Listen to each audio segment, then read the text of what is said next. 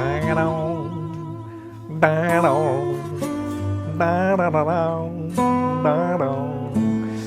oui, si vous avez vu Paris, Texas, forcément vous vous rappelez de cette mélodie à la guitare de Ry Cooder qui a fait beaucoup pour la popularité du film de Wim Wenders. Alors pourquoi on vous en parle? Eh bien parce que Paris, Texas est de retour en salle 40 ans après avoir obtenu la Palme d'Or et c'est toujours un très grand film. Have you seen Jane or talked to her? We thought you were dead, boy. He was kind of raggedy and wild. She was very beautiful. And he loved her more than he ever felt possible. Alors en 1984, quand Paris, Texas est sorti, c'était un peu le nec plus ultra du cinéma d'auteur. C'est bien simple, c'était vraiment un éloge critique quasi unanime dans le monde entier.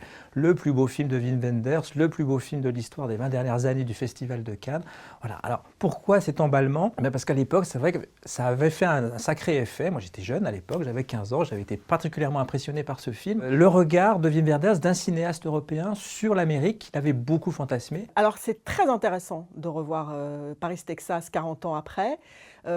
Surtout si on n'avait pas eu la chance de le découvrir à l'époque où il était vraiment présenté comme le sommet de la modernité. C'est intéressant d'aller voir un film justement pour se demander c'était quoi la modernité à cette époque. Ça veut dire quoi la modernité en cinéma? Ça veut dire inventer un langage, une grammaire. L'idée, c'était de filmer comme si c'était la première fois. Et de fait, je pense qu'en 84, ça a dû être très impressionnant de voir ces plans magnifiques sur le désert. Ce qui est compliqué 40 ans après, c'est que ce mythe américain n'existe plus et que donc on a l'impression de voir des images qui depuis ont été usées, délavées, reprises, copiées, pastichées par la pub, par le cinéma, par la télévision, etc. C'est très dur de retrouver l'innocence de 1984. Tell me what happened with you and Jane.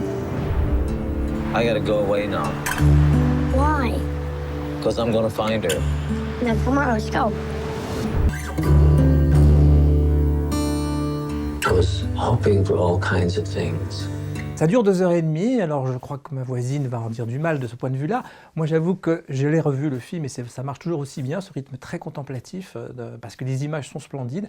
Il y a la fameuse air de guitare de Ry Cooder et puis il y a Nastassja Kinski, la superstar du cinéma d'auteur et au-delà même du cinéma d'auteur des années 80, avec cette fameuse scène devenue mythique du film à la fin, dans un peep show où Harry Dean Stanton et Nastassja Kinski sont de chaque côté de la vitre, se parlent, se retrouvent.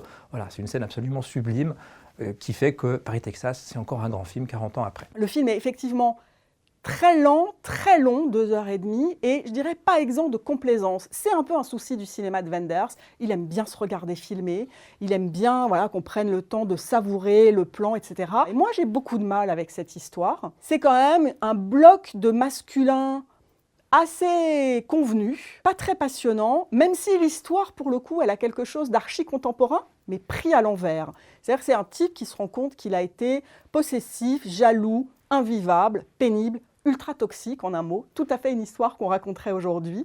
Legs get a little tired from standing all the time.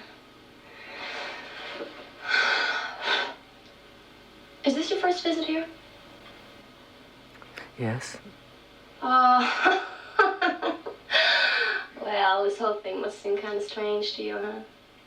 Le personnage de Jane, qui est joué par Nastassja Kinski, est à la fois réduit à sa plastique, sublime, c'est vraiment une apparition, elle est extraordinaire, et en même temps, curieusement, privée de son histoire, privée de langage, parce que c'est lui qui raconte. Il la retrouve, ils sont chacun derrière un miroir sans teint, et en même temps, ça dit tout du film. C'est son point de vue à lui qui va être, étalée, ressassée, etc. Et elle, finalement, sera réduite à quoi?